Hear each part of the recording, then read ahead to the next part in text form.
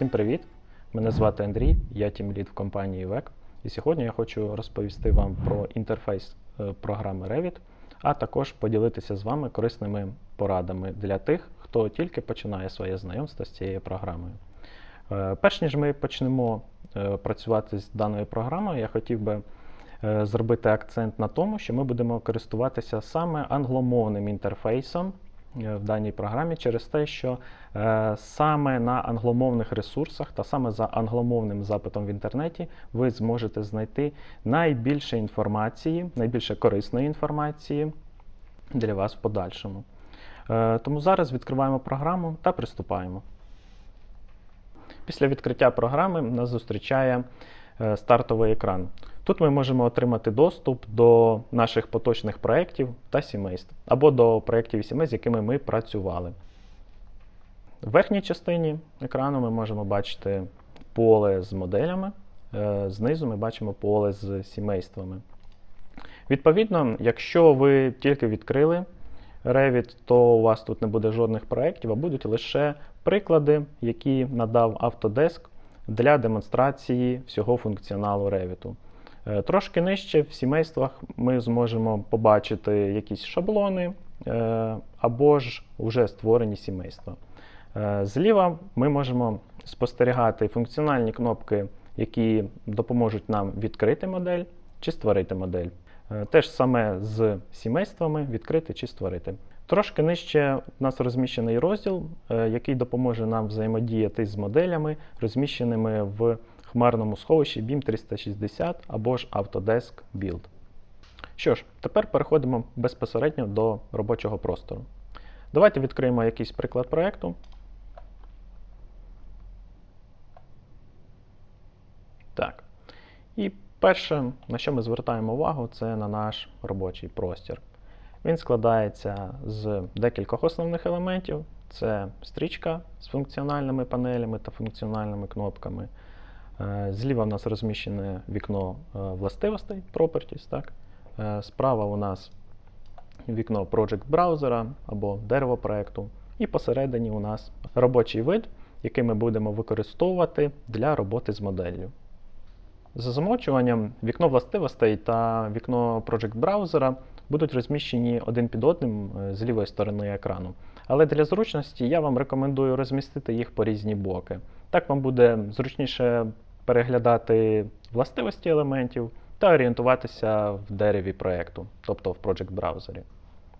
А тепер переходимо до верхньої частини інтерфейсу, де розміщені функціональні панелі. В цьому відео ми не будемо розглядати детально кожну з панелей, а лише поговоримо про основні цілі та задачі, які виконуються за допомогою цих панелей. А тепер давайте розглянемо кожну функціональну панель більш детально. Перша панель – це в нас архітектура. Відповідно, тут розміщені всі функціональні кнопки та всі функції, які дозволять нам моделювати та розміщувати архітектурні елементи. Також звертаю вашу увагу на те, що на цій панелі можна знайти кнопки, які відповідають за моделювання осей та моделювання левелів, які є основними для початку створення моделі. Наступна вкладка «Структура». Як вже з назви зрозуміло, тут розміщені всі функції та кнопки, які відповідають за створення структурних елементів, таких як балки, колони, фундаменти, плити перекриття. Далі у нас допоміжна така панель – це стіл. Вона допомагає нам деталізувати з'єднання між сталевими елементами. Далі у нас панелька з системами. Якщо нам треба замоделювати якусь систему, ми відповідно користуємося саме цією панеллю. Далі в нас є панель Insert. Тут, власне, ми можемо бачити функції та кнопки, які відповідають за можливість додавання якихось сторонніх елементів, можна так сказати, до вашої моделі. Тобто це якісь допоміжні Revit-моделі, чи, можливо, моделі, які зроблені в форматі CAD. Також ми можемо під'єднати до моделі PDF-файл, якусь картинку і таке інше. Наступна наша панель – це Annotate. Ми з цією панелью познайомимось більш детально, якщо перейдемо до оформлення креслень. Тобто ми використовуємо цю панель лише для роботи з кресленнями, так, додаванням якихось розмірів, тексту і такого іншого. Далі в нас є панель аналізу. Ми використовуємось нею, якщо ми хочемо зробити якісь розрахунки наших конструкцій і такого іншого. Далі панель Messing Insight. Відповідно, вона допомагає нам працювати з топографією, створювати поверхню землі. Наступна наша панелька – це Collaborate. Якщо ви пам'ятаєте, на самому початку відео я сказав, що Revit може взаємодіяти з моделями, які розміщені в хмарному сховищі, тобто на BIM 360 або Autodesk Build. Відповідно, за допомогою цієї панелі ми можемо працювати з цими моделями, виконувати синхронізацію, шерити наш прогрес з іншими учасниками, але, я думаю, більш детально ми проговоримо про це в наступних відео. Наступна панель – це панель View. За допомогою цієї панелі ми можемо налаштувати чи створити додаткові робочі види. Наступна панель – це панель Manage. Як вже зрозуміло, ця панель відповідає за управління проєктом. Тобто ми тут можемо створити додаткові параметри і додати їх до проєкту, керувати одиницями виміру в проєкті, налаштовувати координати проєкту, а також я хочу зробити акцент на цьому. Тут розміщена кнопка запуску редактора візуальної мови програмування Dynamo. Так, ви не помилились, саме візуальної мови програмування, навіть мови програмування, зроблю акцент на цьому, тому що для того, щоб стати успішним BIM VDC спеціалістом, вам необхідно знати мову програмування. Чому так? Навіщо це вам треба? Дуже часто з'являються такі ситуації, які неможливо вирішити функціоналом Revit. Так, вам, можливо, зараз здається, що Revit має безліч різних функцій і в ньому можна зробити майже будь-що. Але ні, це не так. Програма має все ж таки деякі вади, і за допомогою візуальної мови програмування, за допомогою Dynamo ми можемо всі ці проблеми вирішити. І тому важливо розуміти, вміти створювати, запускати скрипти, які розроблені в Dynamo. В подальших серіях відео ми більш детально проговоримо про цю мову.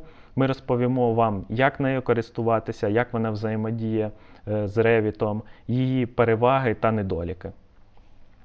Наступна панель – це панель Addini. Так як я вже сказав, що Revit – це не ідеальна програма, так, що є якісь недоліки, деякі функції не дозволяють нам там зробити те, що нам хочеться.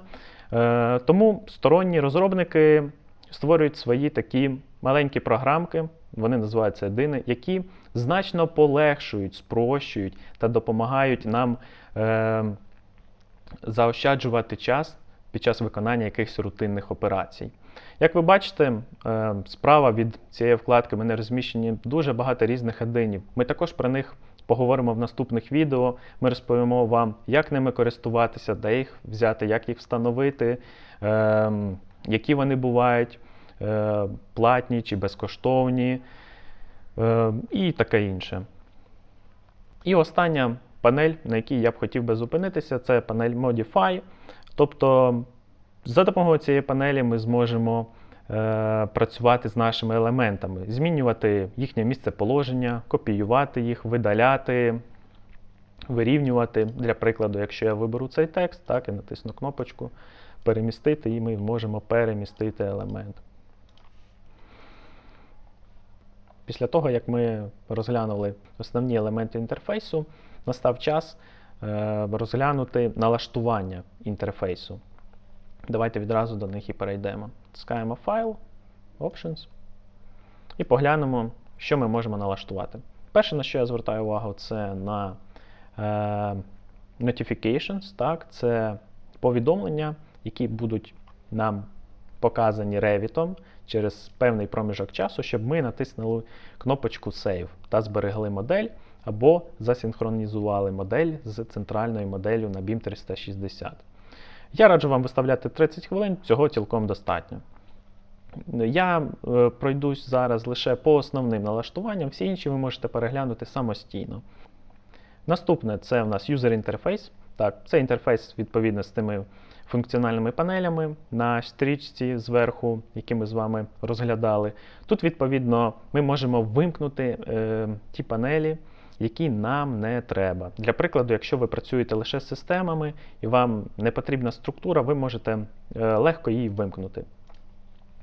Те ж саме можна зробити з іншими панельками. Наступний важливий пункт – це комбінації клавіш. Я та мої колеги досить часто використовуємо комбінації клавіш для того, щоб заощадити свій час, для того, щоб не шукати якусь окрему функцію, так, окрему кнопку на якійсь панелі. Тобто переходити з панелі на панель, натискати там ті кнопки, це займає дуже багато часу. Тому ми користуємося саме комбінаціями клавіш. Інколи їх ще називають гарячі клавіші. От. Як їх налаштувати, я вам зараз покажу. Ось цей пункт.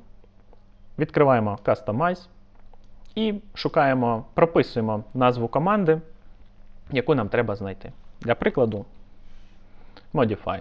Так. Autodesk вже налаштував деякі команди на комбінацію клавіш, але якщо, наприклад, ми хочемо їх змінити, ми просто впишемо, для прикладу, можна цифри, можна букви, як вам буде зручно, і натиснути Assign. Так, в даному випадку ми можемо видалити якусь комбінацію клавіш або залишити дві. Я думаю, ви вже самостійно зможете налаштувати всі необхідні комбінації клавіш, які вам треба на будь-які функції. Тому переходимо далі. Наступне, на що я хочу звернути увагу, це на графіку. На графіку. Особливо на цю групку налаштувань. Перше, це в нас background, тобто це наш фон робочого виду. За замовченням він стоїть білий, але я б радив вам змінювати його на якийсь сіренький. Чому так? Тому що вам доведеться працювати з цією програмою і дивитися в цей монітор протягом 8 годин, можливо і більше, і ваші очі будуть дуже швидко втомлюватися. Я для себе вивів таку формулу, що якщо змінити білий колір на більш такий якийсь сіренький, то очі не так втомлюються. Тому можете поекспериментувати, подивитися, як кому буде зручно, але я б вам би рекомендував. Так, далі, що у нас тут? Наступне – це вибір, тобто колір, яким буде виділятися елемент, якщо ми його виберемо. Press Selection – це якщо ми наведемо на елемент, то відповідно цим кольором буде підсвічуватися елемент. Всі інші категорії нас зараз не цікавлять, в майбутньому ми, можливо, до них ще дійдемо. На цьому, в принципі, ми і закінчуємо розглядати вікно налаштувань. А зараз я хочу дати вам декілька корисних порад. Перша порада – це панель швидкого доступу. Вона розміщена зверху, над стрічкою. Я рекомендую вам перемістити її вниз. Натискаємо Show Below the Ribbon. Так. Навіщо нам вона треба внизу? Тому що дуже багато команд ми будемо додавати саме на панель швидкого доступу. Ну, власне, якби із назви зрозуміло, що тут будуть розміщені команди, з якими ви будете працювати найчастіше. Як додати сюди ці команди? Просто наводимо на кнопку, натискаємо правою кнопкою мишки і вибираємо Add to Quick Access Toolbar. Також можна її кастомізувати. Як це зробити? Натискаємо на цю кнопку і вибираємо Customize. Наступна порада буде стосуватися тих, хто працює на ноутбуках, у кого маленький екран або екрани з малою роздільною здатністю.